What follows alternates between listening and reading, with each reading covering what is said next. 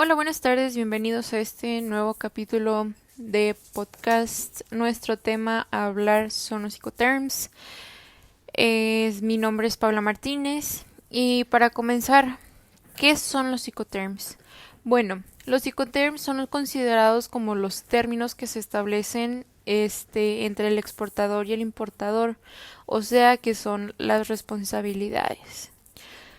Esto normalmente se utiliza o se hace a realizar cuando hay una transacción internacional.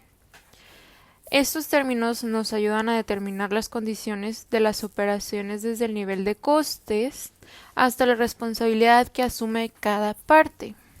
Bueno, ya que sabemos que es un Incoterm, estos se pueden clasificar de varias maneras. De la más sencilla que tenemos aquí, que es la que les vamos a explicar, informar, es, es esta.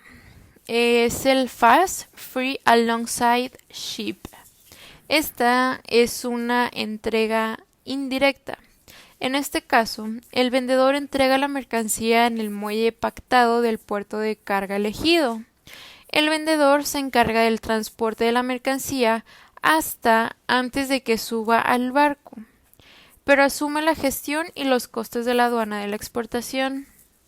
Este se suele utilizar para cargar a granel o básicos, que no se embalan y no pueden individualizarse. Una disculpa por ahí. Este Incoterm se utiliza únicamente para los transportes marítimos. Después tenemos otra clasificación que es el CFR, que es el Cost and Freight. Este Incoterm, el vendedor se hace a cargo de todos los costes hasta que la mercancía llegue al puerto de destino. Pero la responsabilidad pasa a ser del comprador una vez que la mercancía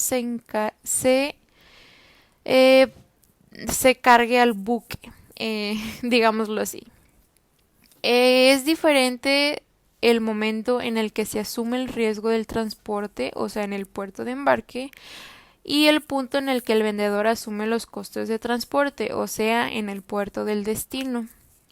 Los gastos de la terminal en el puerto de embarque y el despacho de exportación son por cuenta del vendedor, como sabemos. Esto viene por parte del vendedor, todo lo que tiene que ver con los gastos y las cosas que tienen que ver en el despacho, ¿no? Y pues bueno, en general no es óptimo para un granel y solo se recomienda para un transporte marítimo. La única diferencia que tenemos con el CF y el CFR, el vendedor no tiene la obligación de contratar un seguro de transporte. Este es el segundo clasificación. La tercera clasificación es el FOB, Free on Board.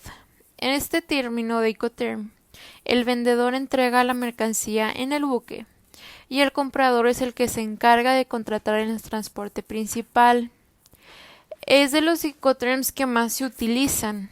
Este es preferible su uso cuando el transporte marítimo se realiza en régimen de carga general o cuando su carga es compleja y conlleva ciertos riesgos, como puede ser para la maquinaria, otras cosas, o puede ser para la, digamos, autos, todo lo que tenga que ver con máquinas que se puede descomponer, caer o deshacer. Esta es la más favorable.